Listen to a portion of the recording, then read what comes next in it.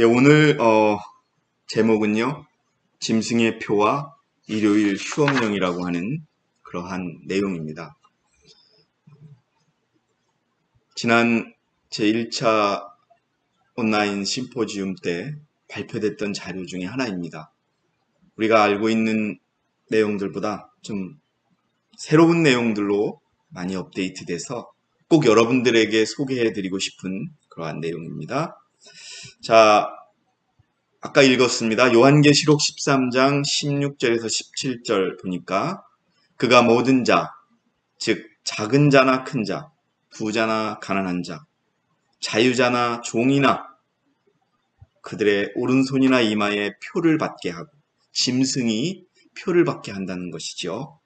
바다에서 올라온 머리가 7개 달리고 뿔이 2개씩 달린 그런 짐승이 표를 받게 하고 그 표나 그 짐승의 이름이나 그의 이름의 숫자를 지닌 사람을 제외하고는 아무도 사거나 팔 수 없게 하더라. 자, 이것이 짐승의 표에 관한 것입니다. 자, 짐승은 누구인가? 자, 우리가 짐승을 구분하는 방법은요, 우리가 세상에 살면서 어떤 사람에 대해서 그의 인적 사항을 이야기할 때 보면 이름이 뭐냐, 어디 사느냐, 나이가 얼마나 되느냐, 직업은 무엇이냐, 다시 말해서 무엇을 하느냐, 이런 것을 통해서 그가 누구인지를 우리가 파악할 수 있습니다. 오늘 이 짐승의 이름, 거주지, 나이, 직업을 한번 알아봄을 통해서 이 짐승이 누구를 의미하는지를 우리가 알아보도록 하겠습니다. 자, 짐승의 이름은 성경에 나와 있습니다. 요한계시록 13장 18절이죠. 지혜가 여기 있으니 지각이 있는 자는 그 짐승의 이름의 숫자를 헤아려보라. 제가 이름을 첨가했지요. 그것은 한 사람의 숫자입니다. 그의 숫자는 666이니라. 예, 짐승의 숫자가 666이라는 겁니다. 그것이 짐승의 이름이라는 것이지.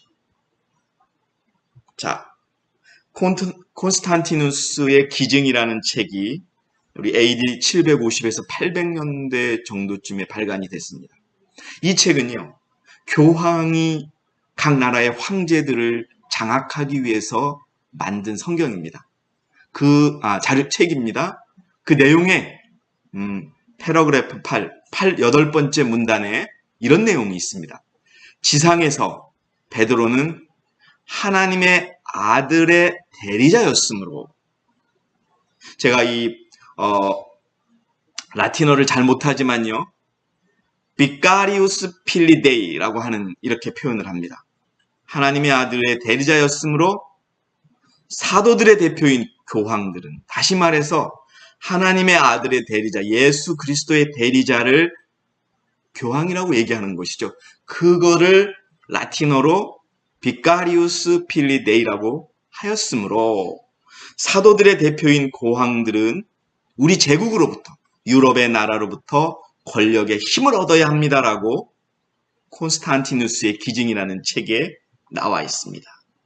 자, 하나님의 아들의 대리자라고 하는 뜻을 한번 숫자 값으로 해석을 해보니까 666이 되더라.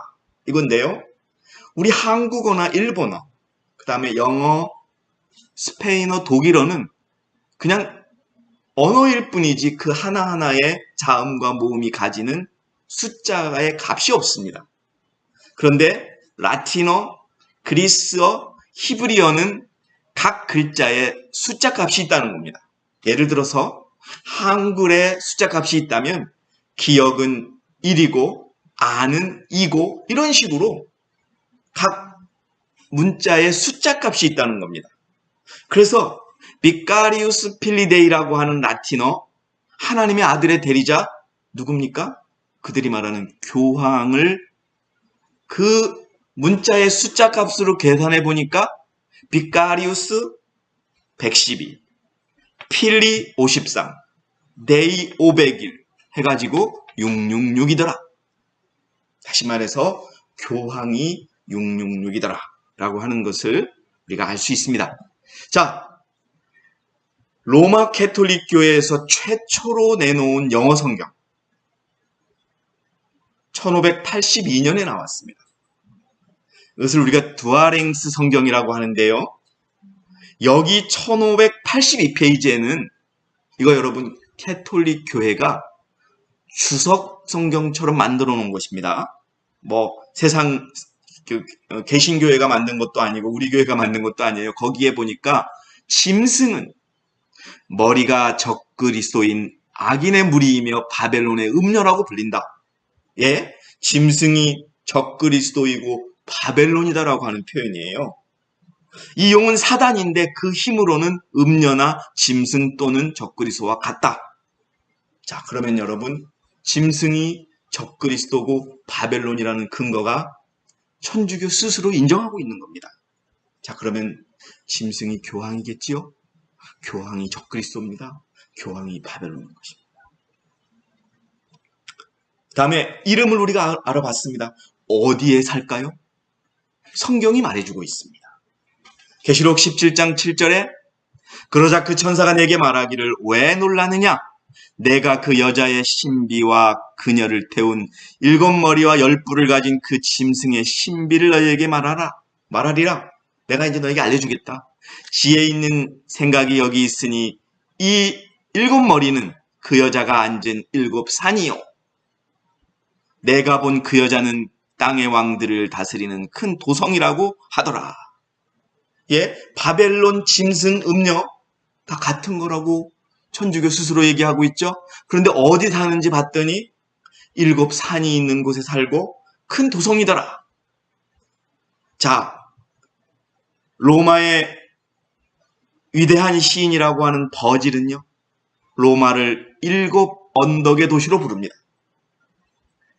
여러분 보시면은요, 퀴리날레, 버미날레, 에스켈리노, 셀리오, 카피톨리오, 발라티노, 아벤티노, 여러분 7개의 언덕이 있는데 실질적으로 이 언덕이 작은 산과 같겠지요. 여러분 그 옆에 지금 바티칸이 있게 되는 것입니다. 그리고 성 어거스틴이 아닌 유명한 로마 카톨릭 교회의 의사인 어거스틴은 로마를 영원한 도시로 칭하고 있습니다. 자, 짐승의 이름이 교황이라는 것을 우리가 밝혔고요. 어디 사는지 로마에 살고 있다는 것도 또 우리가 알아보았습니다. 그러면 짐승은 얼마나 살았는가? 다시 말해서 나이가 얼마였는가? 다시 말해서 얼마나 통치했는가? 우리는 여러분 잘 알고 있지요? 계시록 13장 4절에서 5절에 사람들이 그 짐승에게 권세를 준 용에게 경배하고 또 그 짐승에게도 경배하며 말하기를 누가 그 짐승과 같으며 누가 감히 그와 더불어 싸울 수 있으리요? 라고 하더라. 그 짐승이 큰 일들과 모독하는 말들을 하는 입을 받았으며 또 42달 동안 활동할 권세를 받았더라. 예, 42달 동안. 자, 12장 6절에는 그 여인은 광야로 도망하였는데 여인이 누굽니까? 하나님의 교회는 광야로 도망하였는데 그곳에는 그들이 그녀를 1260일 동안 부양하도록 하나님께서 그녀를 위하여 만들어 놓은 곳이 있더라. 여러분, 교황이 이 지구상에서 가장 힘있게 통치했던 그 기간 42달 1260일인 것입니다. 짐승이 무엇을 했느냐가 중요합니다. 이제 직업이죠. 예, 다니엘 7장 25절에 그가 짐승이 지극히 높으신 분을 대항하여 큰 말을 하며 또 지극히 높으신 분들의 성도를 지치게 할 것이고 또 때와 법을 변경시키려고 생각할 것이다. 그들은 그의 손에 주어져서 한때, 두때, 반때를 지나리라. 1260일 동안 42개월 동안 그들은 아주 하나님께 대적하는 짐승이었습니다. 겉으로는 하나님의 사제요, 하나님의 아들의 대리자라고 하는 그러한 표현을 했지만 그들은요, 신성을 모독하는 큰 말들을 쏟아냈습니다. 교황은 오류가 없다. 성모 마리아가 신이다. 우상을 숭배하는 그런 각종 제도들이 교회 안에 들어왔습니다. 연옥이라고 하는 그러한 얼토당치도 않은 교리들이 들어왔고요. 갓 태어난 어린아이도 침례를 주면 죄가 없어지고 영원히 깨끗하게 산다는 그런 신성모독적인 것들이 들어왔습니다. 그들은 성도를 핍박했습니다. 종교재판이라고 하는 것을 통하여 자기들과 다른 교리를 주장하는 사람들을 마녀로 죽였습니다. 공식적으로 그들은 십자군 전쟁에서 10만에서 20만 명이 죽었다고 하지만 어떤 자들은 800만 명까지 죽었다라고 하는 기록들이 있습니다. 그리고 하나님의 백성들은 산으로 도망하게 하는 그런 일까지도 벌어졌지요. 또 그들은 하나님의 법을 변경했습니다. 안식일을 바꿨고요. 둘째와 열째 계명을 바꿔치기 했던 것입니다.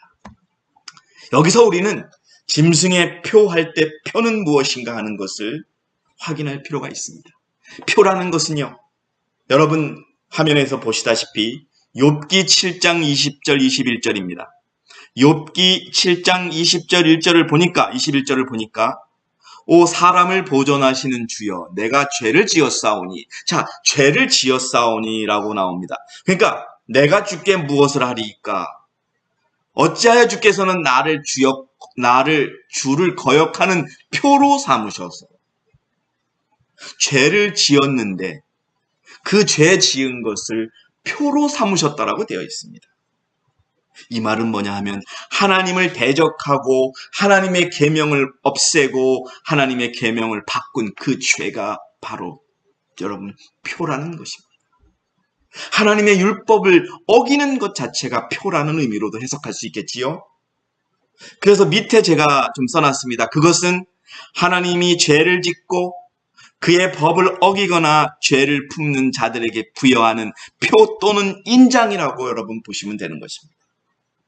다시 한번요. 하나님께서 사람들에게 부여하는 표 또는 인장인데 어떤 때에 죄를 짓고 법을 어기고 죄를 품은 자들에게 하는 그런 표다라는 겁니다. 그러면 반대로 하나님께서는 하나님의 계명을 지키고 하나님을 위하여 의롭게 사는 자들에게도 표를 주신다고 하는 것입니다. 여러분, 표는 인인 것입니다. 짐승의 표가 내려질 때 살아계신 하나님의 인도 이 땅에 지켜지고 있습니다.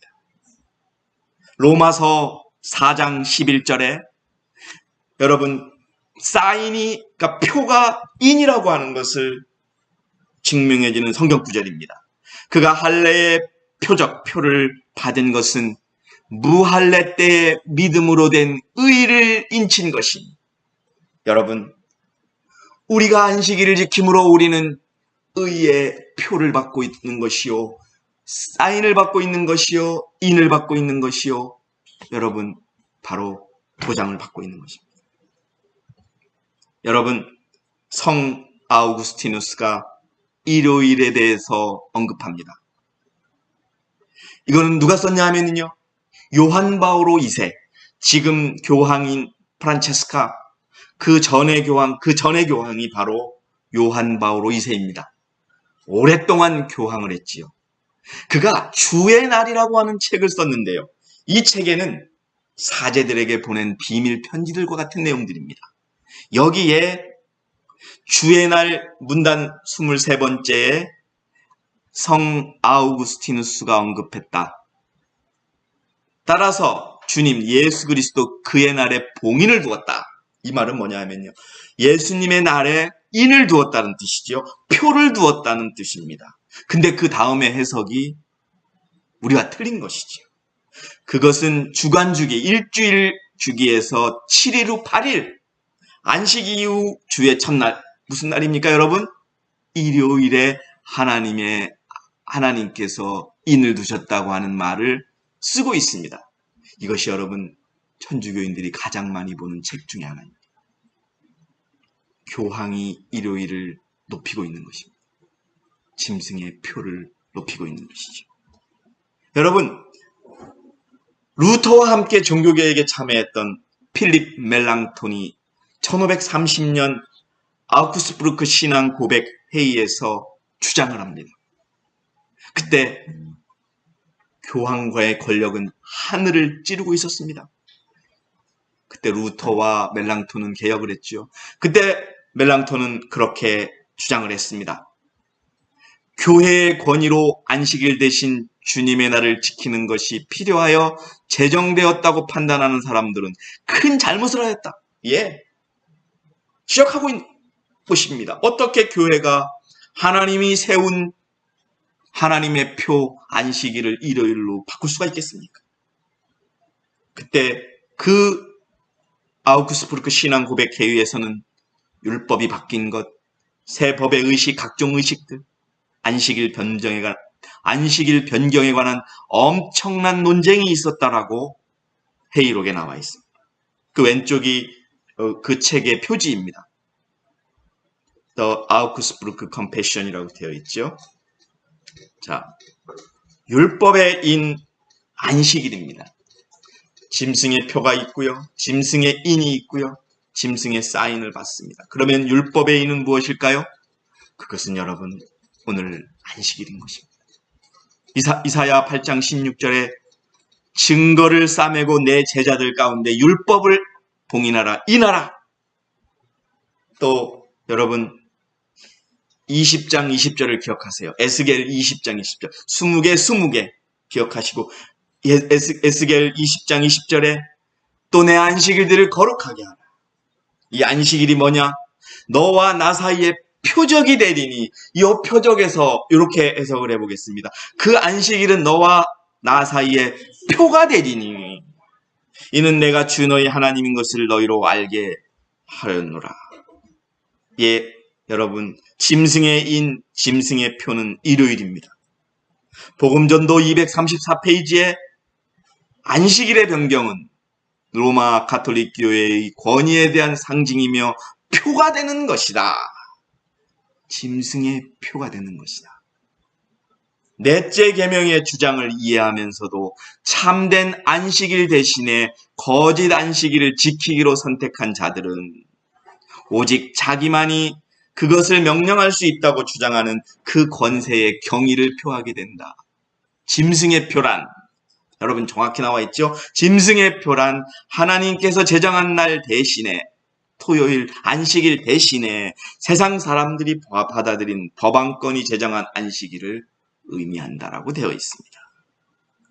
자, 이제 좀 장을 바꿔서 교황권이 일요일을 어떻게 높이고 있는지 보겠습니다. 이 교황은 최근의 교황인데요. 그 교황들이 한 일을 보기 전에 이 땅에 내렸던 첫 번째 일요일 휴업령이 있습니다. 콘스탄티누스 황제가 AD 321년에 내렸던 첫 번째 일요일 휴업령입니다. 그 내용을 좀 읽어드리면요.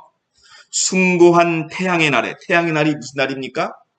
일요일에 도시에 거주하는 공무원과 행정관과 사람들이 쉬고 모든 작업장이 문을 닫도록 하십시오. 모든 판사들과 마을 주민들, 그리고 장인들, 그러니까 무슨 대장장이들 이런 기술자들이 되겠지요. 숭고한 태양의 날에 쉬게 하십시오라고 여러분 콘스탄티누스의 일요일 휴업령에 나와 있는 겁니다. 요거를 1891년 이제이 와그너가 일요일 기독교회 안에서의 준수의 기원이라는 책에서 밝히고 있습니다. 이것이 첫 번째 일요일 휴업령이고요. 그 일요일 첫 번째 휴업령과 연관돼서 몇 년 후에 AD 364년에 라오디케아 회의가 있는데요. 이 회의에서는 좀 더 구체적인 휴업령이 내려지게 됩니다. 그리스도인들은 토요일에 게으르지 않고 그날에 일을 해야 할 것입니다. 토요일날 일을 하라고 라오디케아 회의에서 여러분 정한 것입니다. 그러나 주의 날, 여기서 주의 날은 안식일이 아니라 일요일을 특별히 존경할 것이며 기독교인으로서 가능하다면 그날에는 일을 하지 않을 것입니다. 그러나 여러분 중요한 것입니다. 그들이 유대인과 같이 주일을 지키면, 무슨 말이에요? 그들이 유대인들이 지켰던 안식일을 지킨다면 그들은 그리스도로부터 차단될 것이다. 다시 말해서 교회에서 쫓겨나게 될 것이다라고 하는 내용을 담은 것이 바로 AD 364년에 라오디케아 회의에서 내려졌던 결정이었습니다. 각 시대의 대정투 446페이지에 보면 법안권, 다시 말해서 우리가 앞에 봤지요. 이름, 사는 곳, 나이, 직업, 무엇을 했는가를 보고 그것이 짐승이었다는 것을 확인했고 율법을 변경했다는 것이 또 예언의 신에 나와 있습니다. 법안권은 오직 하나님의 율법을 변경시킴으로써 자신을 하나님보다 높일 수 있었다. 이게 누구의 생각입니까? 바로 루스벨, 사단이 하늘에서부터 뿜었던 생각을 이 땅에서 그의 대리자들을 통하여 실현하고 있었던 것입니다. 누구든지 이와 같이 변경된 율법인 것을 알면서도 그것을 준수하는 자는 그 율법을 변경시키는 자에게 최상의 영광을 돌리는 셈이다. 이와 같이 법안권의 율법을 순종하는 행위는 하나님 대신에 법왕에게 순종하는 표가 되는 것이다. 예. 여러분, 요한 바오로 2세의 책, 아까 말씀드렸죠. 주의 날, 디에스 도미니라고 합니다. 주의 날 66문단에 보니까요. 일요일 날 휴식은 국가가 보장해야 하는 근로자의 권리입니다. 일요일 날 쉬라는 거예요. 우리 자신의 역사적 맥락에서 모든 사람들이 일요일에 인간의 존엄성을 요구하는 자유, 휴식 및 휴식을 누릴 수 있도록 보장해야 할 의무가 있습니다. 여러분, 이거는 1500년도 이때 쓰여진 게 아닙니다. 2000년대 이 요한 바오로가 죽기 전에 남겼던 글입니다. 66페이지를 기억해 주세요. 디에스 도미니 주의 날 66페이지, 666하고 비슷한 거죠. 66페이지, 67페이지에 이게 원래 책의 그 표지입니다. 이 책 표지 여러분 제가 조금 설명을 드리면은요. 요한 바오로 2세가 근데 더 어떻게 됐냐면요. 신성한 아버지 요한 바오로 2세의 사제적 편지라고 되어 있습니다. 그 다음에 디에스 도미니 해놓고 On keeping the Lord's Day holy, 주의 날을 거룩히 지키는 것이라고 하는 제목입니다. 그 67페이지에 그러므로 우리 시대의 특별한 상황에서도 우리 시대는 여러분 옛날에 콘스탄티누스 때가 아닙니다. 예? 교황권이 1260년 동안 힘을 발휘하던 때가 아닙니다. 바로 엊그제 2000년대 쓴 글입니다. 우리 시대의 특별한 상황에서도 기독교인들은 자연스럽게 시민법이라는 건 법입니다. 법이 일요일을 거룩하게 지키는 그들의 의무를 존중하도록 노력할 것입니다. 계속 주의 날이라고 해서 일요일을 높이고 있는 것입니다. 그가 스스로 짐승임을 인정하는 것이지요. 자, 지금 교황 프란체스카는요, 여러분 굉장히 카리스마틱한 사람이고 굉장히 영리한 사람입니다. 그는 직접적으로는 얘기 안 합니다. 그럼 어떻게 얘기하느냐? 그는 환경적인 문제를 자꾸 지적합니다. 기후변화로 인해서 재난이 일어나는데 그것이 우리의 모습과 우리의 사는 방식을 바꿔야 한다고 얘기합니다. 직접적으로는 얘기 안 해요. 그러면서 여러분, 그가 쓴 책이지요. 네? 일반 가정에서 지켜야 될 주의점이라고 하는 프란체스카의 책입니다. 그 밑에 있는 라틴어는요. 라우다토시라고 해가지고 찬양 받으소서. 이분은요. 아주 서민들과 살았기 때문에 아주 사람들에게 다가가는 내용이었습니다. 그런데 여러분, 제가 지금 제시한 자료의 두 번째 패러그래프를 보십시오. 새로운 습관으로 바뀌어야 하는데 빛의 공동선에서 허용되는 행위에 대한 규칙을 정하는 법을 주장합니다. 이게 뭘까요? 많은 사람들이 옳다고 주장하는 것을 정해서 그것을 사람들이 따르도록 하는 것. 그것이 뭘까요? 일요일을 지키자는 겁니다. 바로 엊그제 프란체스카의 주장입니다. 여러분. 이들이 지금 일요일 휴업령을 또다시 준비하고 있는 것입니다. 예, 찬미 받으소서 라우도토시 거기에 231, 172, 174에 보니까요. 일요일에 휴식의 날은 자연과 가난에 대한 더 관심을 갖게 합니다. 이분은요. 아르헨티나 출신인데요. 노동자들과 같이 살았어요. 그러면서 일요일날 쉬면서 가난한 자들과 또 자연, 천연계에 대해 관심을 갖자. 일요일은 일곱째 날에 일을 금지한 유대인의 안식일처럼 일을 금지했습니다라고 일요일을 높이고 있는 것입니다. 아주 무서운 사람입니다. 저는 로마 카톨릭 외에 또 다른 짐승이 미국이 될 것이고 또 유럽이 될 것이고 바다에서 올라온 짐승 머리에 7가지는 여러분 이런 것입니다. 지금 여러분이 보시는 그 동물이 미국의 버팔로라고 하는 짐승인데요. 아주 무섭습니다.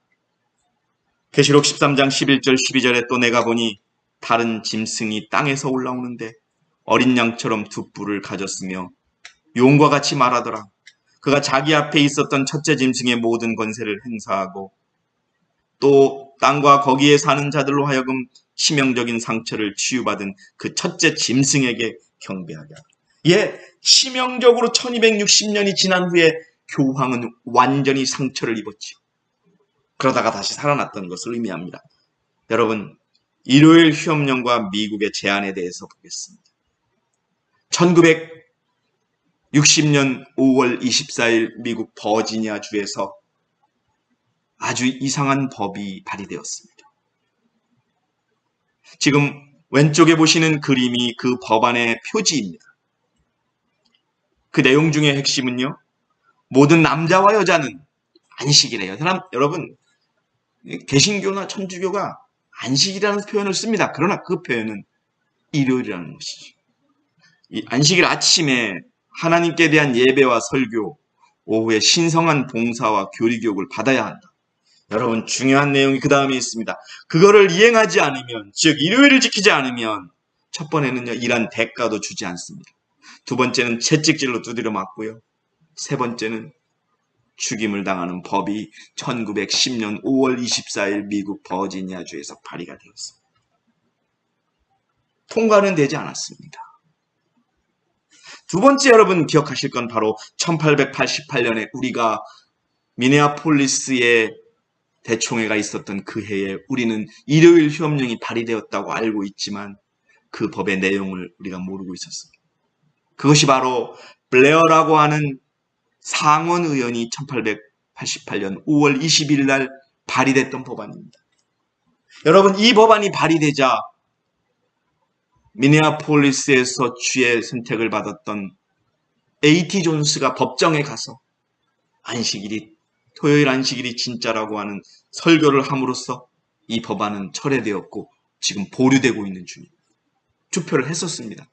그러나 부결됐던 것이지요. 그러나 여전히 남아 있습니다. 그 내용 중에 보시면은요, 여러분 왼쪽에 그 법안의 표지 보세요. The Senator Library 해가지고 The Blair Sunday Rest Bill. 이때는요, 여러분 그냥 종교적인 색채를 띠기보다는 일요일날 쉬라는 거예요. Rest. 일한 자들이 쉬게 만드는 쪽으로 이렇게 접근하는 것이지. 사람들에게 주의 날로 알려진 일주일의 첫날의 즐거움을 보장하기 위한 법안으로 휴식의 날과 종교적 예배의 날로 준수하도록 한다 이겁니다. 물론 처벌 조항도 들어있습니다. 그 다음에 여러분 일요일 휴업령 썬데이 로우라고 영어로 하는데 미국에서는 썬데이 로우라고 하는 직접적인 표현보다는 블루 로우라고 하는 표현을 씁니다. 더군다나 그것을 왜 블루라고 하냐면 청교도를 상징합니다. 미국에 정착했던 그 청교도의 정신을 가지고서 비종교적인 종교를 그들의 기독교 신앙을 위협하는 것들은 처벌하자는 내용입니다. 거기에 안식일이 들은 것이죠. 왼쪽에 썬데이로 내용을 보면요. 금지라고 돼 있죠. 일하는 것 금지하고요.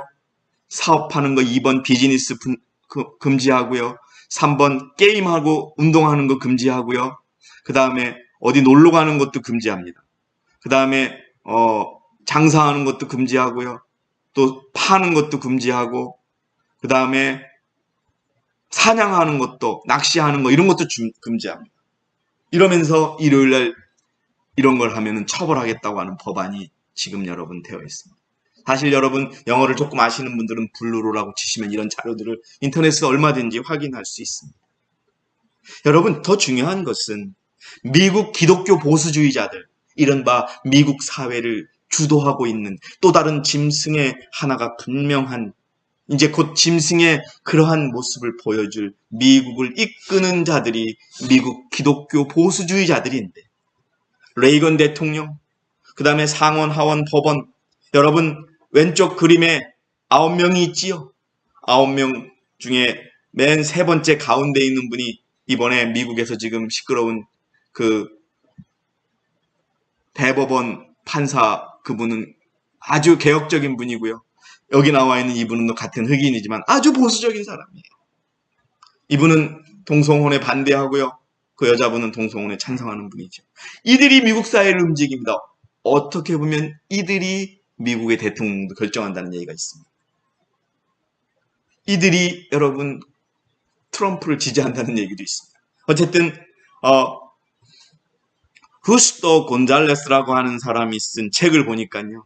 21세기 바로 오늘에도 미국에서 일요일과 관련된 법령은 대다수의 기독교 보수주의자들의 중대한 관심을 끌고 있다. 하나님의 율법이 신실한 기독교인뿐만 아니라 사회 전체가 순종해야 한다는 것을 시민정부가 보장해야 될 의무가 있다고 믿는 겁니다. 이 말은 무엇이냐? 일요일을 지키는 개신교들뿐만 아니라 믿지 않는 사람들조차도 그날을 지키게 해야 한다고 하는 그것을 법으로 만들어야 된다는 주장입니다. 여러분 얼마나 무서운 일들이 미국에서 일어나고 있습니까? 우리는 지금 코로나 때문에 집에서 예배를 드립니다. 어쩌면요 이렇게 될 수도 있습니다. 코로나가 심하니 이제는 일요일만 예배 드리라. 그렇게도 법안이 나올 수가 있겠지. 어쨌든 우리는 깨어서 주의 깊게 봐야 할 것입니다. 대다수가 그렇게 믿고 있다는 겁니다. 여기 나와 있는 신실한 기독교인뿐만 아니라 일반 사람들조차도 그렇게 믿고 있다는 거예요. 그러면 여러분 1610년에 발의됐던 것처럼 처음에는 안식일날 일요일날 예배 안 드리면 월급 안 줘요. 두 번째는 채찍질해요. 세 번째는 죽이는 일들이 벌어지는 것이죠. 일요일 협령의 3단계와 똑같이 그렇게 벌어지는 것입니다. 역사는 반복될 것입니다. 이미 있었던 것이 앞에도 있을 것이며 이미 된 것이 앞으로도 될 것이니 해 아래 새 것이 없도다. 어떤 것을 가리켜 보라 새 것이라고 할 만한 것이 있느냐? 그것은 우리 앞에 있었던 옛 시대에 이미 있었던 것이라 앞으로 있는 것들 옛날 것이 그대로 나올 것입니다. 교황은 그들의 주장을 계속할 것이요. 전 세계의 인권을 보호한다는 그러한 나라 미국은 짐승의 모습을 드러내며 일요일 휴업령을 제정할 것입니다. 여러분, 오늘 우리는 짐승의 표와 일요일 휴업령에 관한 새로운 자료들을 좀 보았습니다. 진행이 되고 있습니다. 반복되고 있습니다. 오늘 우리에게 선지자는 중요한 질문 하나를 던지고 있습니다. 큰 위기가 하나님의 백성을 기다리고 있다. 위기가 세상을 기다리고 있다. 하나님의 백성뿐만 아니라 세상이 위기를 기다리고 있는 것입니다. 어느 시대의 싸움보다도 중대한 싸움이 바로 우리 앞에 있다. 일요일 준수를 강요하는 문제는 국가적인 관심과 중요성을 지닌 문제가 되었다. 우리는 이 운동의 결과가 어떠할지를 잘 알고 있다.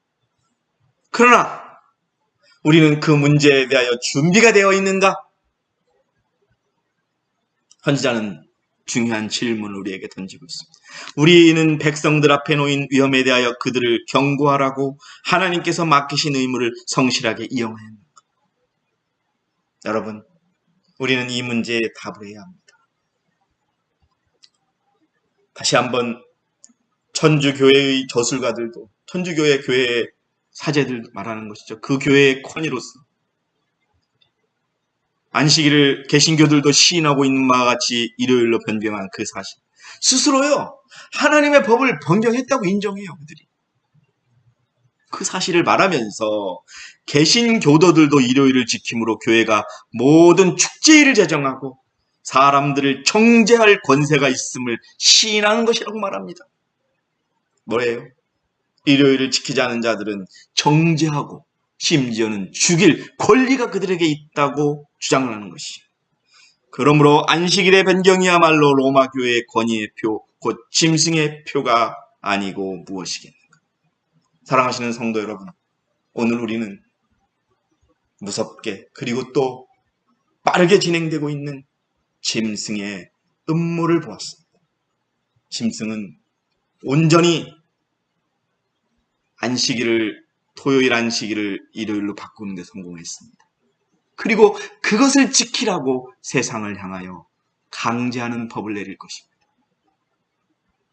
오늘 이 순간에 우리는 하나님께서 주신 계명을 지키고 예수의 믿음으로 그 사단의 머리를 부술 때까지 우리가 이 전선에서 끝까지 견뎌내셔야 한다는 것을 말씀드립니다. 그것을 위해서 우리 여러분 더 우리 자신을 돌아보고 우리의 생애에서 제가 끊치는 그런 놀라운 일들이 이루어지기를 원합니다. 이상으로 오늘 제가 준비한 모든 말씀을 마치겠습니다. 여러분 감사합니다.